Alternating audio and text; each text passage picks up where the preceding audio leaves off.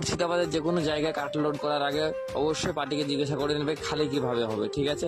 Crane দিয়ে যদি খালি হয় তো লোড করবে, তাহলে লোড করবে না, তাহলে বডির অনেকটাই ক্ষতি হবে।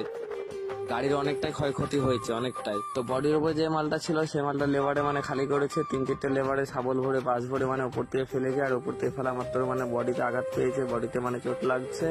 আর আমরা এই মালটা লোড করার পর 6 দিন চালান পেয়েছিলাম না, আর 6 দিন তো রাস্তায় আসতে লেগেছে, কেননা কাঠ বলে কথা, কাঠের মানে রাস্তায় অনেকটাই প্রবলেম হয়, অনেকটাই আসতে মানে অনেক কিছুই মানে ঝামেলার মধ্যে পড়তে হয়েছিল আমাদেরকে।